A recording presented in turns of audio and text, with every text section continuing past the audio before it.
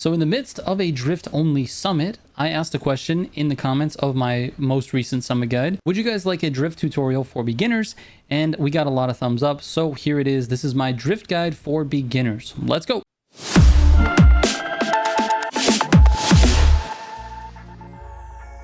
All right, in this video, we're going to talk about the basic principles of drifting in Motorfest, as well as the basic principles of drifting in general. I'm going to go through the settings, the affix points, the legend points, the difficulty settings, and which ones you should turn on and turn off, and then the best places to practice and what you should be aiming for every time you practice. And then I'll give you a couple of little advanced tips that I think once you get the hang of drifting, those advanced tips will actually come in handy when you're trying to, let's say, readjust your drift line, or try not to hit a wall or a pole or whatever, maybe some emergency tactics as well. So anyway, let's get into the basics first. And for Motorfest specifically, we have affix points and legend points. So affix points, I really mean the percentages on your parts. Basically, you need to have a full set of yellow parts. You don't need to have a full set of the set bonus. Notice how I have treasure sniffer here, and then I have score breaker here, and then I have nitro chemist here. It would be nice to have nitro chemist on everything, but I just don't have it. So this is my full set with the correct affixes. Now the ones you're looking for are hothead and slippery, and you want those at the max percentage. It's the only way to score the maximum amount of points is to have 8% on hothead and 14% on slippery. Now that gives you 56% extra on hothead and 98% extra on slippery. And as you can see, they increase the maximum multiplier. So you increase the maximum multiplier with slippery by 14%, and you increase the speed multiplier by 8% for hothead. Basically, the faster you go with this maxed out, the faster your multiplier gets to the max. So that helps you with points, especially on some of the trickier drift courses where you have to be drifting with a lot of precision for a long amount of time. It's easier to get to that max percentage when you have hothead. Now, the other thing is you want to make sure your legend points are also maxed out. So go to your profile, go to driver, then head over to legend points and go to the gameplay. You've got hothead and slippery right here. These need to be maxed as well. This adds another 10% to your hothead, and this adds 40% more to your multiplier. Now, if you have these maxed out and you have your parts maxed out, you should be able to get, if you don't drop it, 188 times your multiplier in the drift events. Now, obviously, we're not talking about drift racing here. This is specifically drift events. All right. So the basics of drifting in Motorfest are to drift as long of a distance as you possibly can. So that's your goal. You should be drifting the entire time, which means no driving straight. When you transition from drift to drift, you should just be drifting like this, back to another drift.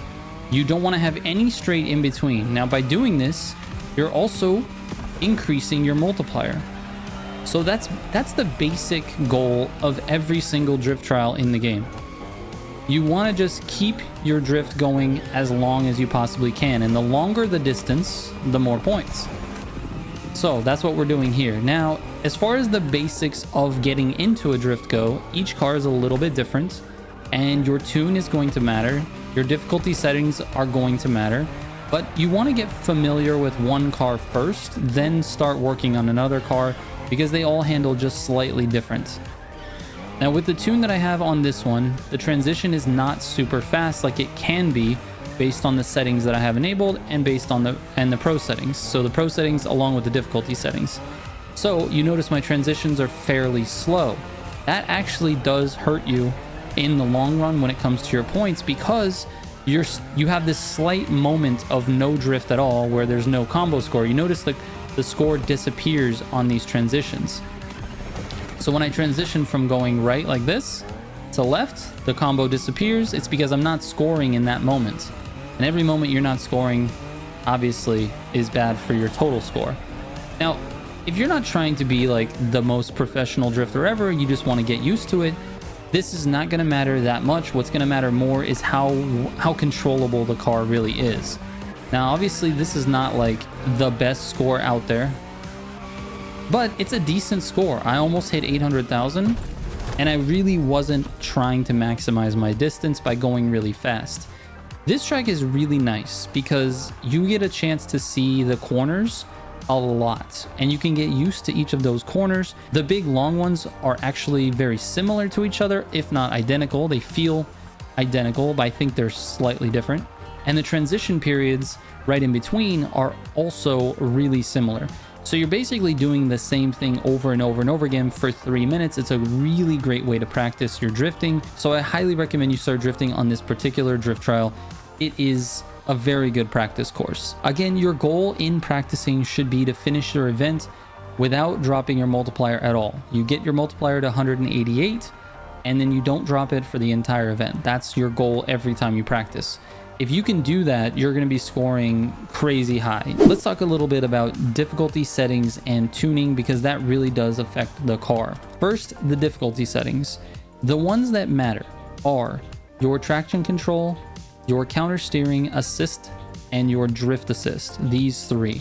Now, every car is slightly different, but what I recommend for beginners is to have counter steering assist on and drift assist on comfort. This is going to be the easiest way to drift in basically any car. If the car feels a little bit too twitchy, then you go to traction control and turn it on sport. That will slow your car down.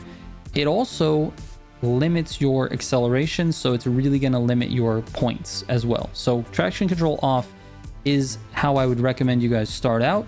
If that's too twitchy, go to traction control sport. But for the most part, if you have this off, counter steering on, drift assist on comfort, the car is going to feel very easy to drift. All right, let's talk about a couple more of the more advanced type tips here. Say you enter the corner with not enough speed and you've got the wrong angle, right? You got to use your NOS to push you across the corner. I'm going to do it again on this next corner here. So let's say you take a shallow angle like this, and you're like, oh no, I'm not going to make it. You got a NOS to push yourself across the corner. See how shallow that line was? And I still made it across the corner. A better line that you should be taking is more of a round one like this. See how we were able to make the corner without NOSing? It's just a better line. All right, so let's talk about using the NOS and the handbrake at the same time. This course in particular actually benefits from that tactic a lot. So we're not gonna go for like a crazy high score here. I just want to show you it comes into handy with these. See, I smashed the NOS and the handbrake at the same time, did it again there, and it helps you with just when you just need to flick the car around the corner like that. If you're gonna lose your multiplier, helps you there. Again here, just because I almost lost my combo. Again there, because I almost lost my combo. Again there, and I went wide a little bit. That was my fault. But it definitely helps with just keeping the car alive. Keeping the combo alive, I should say. All right, because I can't multitask very much at all, it's really hard to do this drift course and talk to you guys. So what I'm going to do is play a full clean run for you where I'm not talking to the camera very much, and I'm just concentrating on the drifting, just so you can see the tactics that we've talked about so far and how they play into this particular course, which happens to be on this week's summit. All right, enjoy this. Love when it misshifts.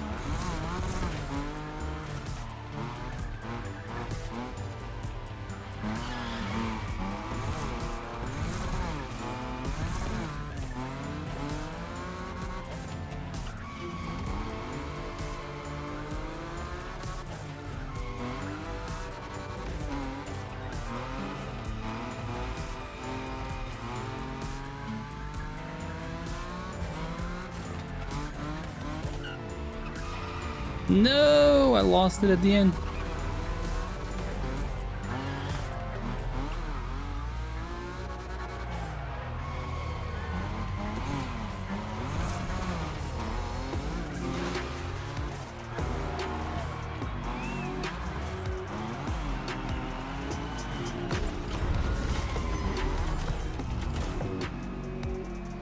All right, lastly, before we go, let's talk about the pro settings a little bit.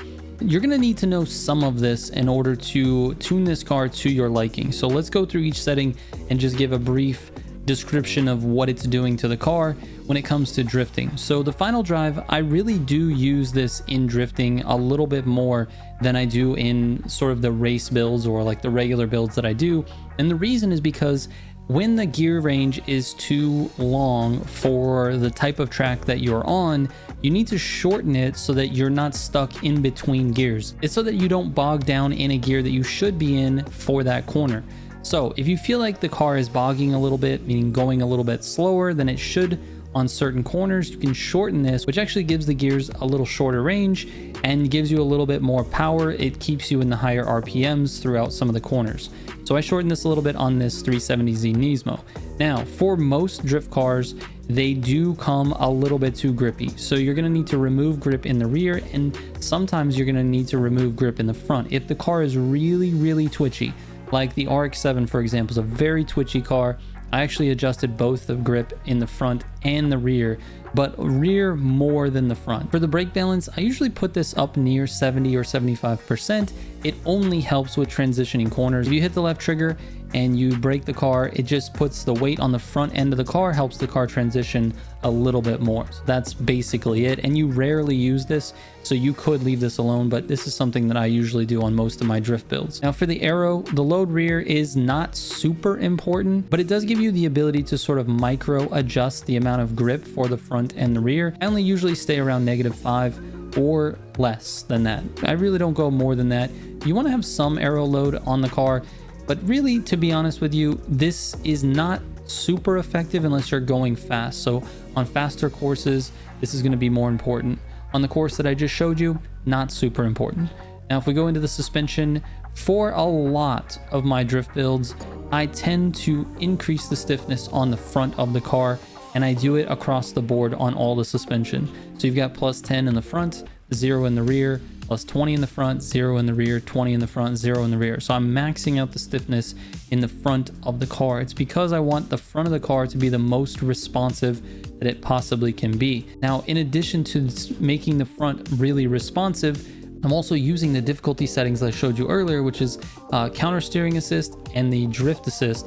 So with the front end of the car really stiff, gives it a very responsive feel, and those settings sort of control how responsive and how uncontrollable the car can be if you make mistakes here. So anyway, in the anti-roll bar department, I generally will stiffen the front. This again is giving you just a stiffer front end and thus a little bit more responsive. You can actually increase both of these if you need to, but this helps a lot. If you move down into the camber, now this doesn't happen with every car. Most of the time I increase the camber in the front and I leave the rear alone. However, I felt like this car was suffering a little bit from grip in the rear, and trust me, I know we took a lot of grip out of the rear with the tire grip, but the camber actually made a big difference on the car's acceleration in turns. So it basically allows me to enter a corner sort of slowly to line up my drift angle and then accelerate through that corner using NOS and a little bit of camber from the rear wheels, and it just makes the corner feel a little bit smoother. Now, every car is going to be a little bit different, and you'll notice on some of my drift builds, especially the ones I've already put out with videos, is that I really don't touch the camber that often. For this car, it felt like it needed it, but that's kind of it. So that's a quick and dirty rundown of the tuning or the pro settings. Not everybody's going to be able to adjust these on your own, and if you feel more comfortable using my tunes, I set them up specifically to use with the difficulty settings that I showed you earlier. Anyways, that is it for this guide. I really appreciate you guys watching this thing all the way through. Hopefully I've taught you a few things that you can sort of take with you into practice, and trust me guys, the biggest thing that's going to make the difference is adjusting your difficulty settings and having the right tune on the car, and then learning the course that you're trying to complete. If you understand what gear and what speed you can enter each corner with, then you're going to be doing way better than you were before watching this video. It's really all about practice. It just takes time to learn how to drift, especially if drifting is just not second nature to you, like you don't really have a grasp on the way the physics works. Then it definitely can be a problem. So anyways, thank you guys so much for watching. I appreciate it. And if this video has helped you out in some way and you want to support the channel, please become a member of the channel, hit the join button. You get access to emojis that you can use in chat and in the comment section that only members can have. You get sneak peeks at all the upcoming videos, so you know what's happening beforehand. I also include a 20% off coupon to my Shitbox t-shirt store. If that's something that interests you, there's a link in the description. All right. Thank you guys so much for watching. I'll catch you on the next one. Trigger out.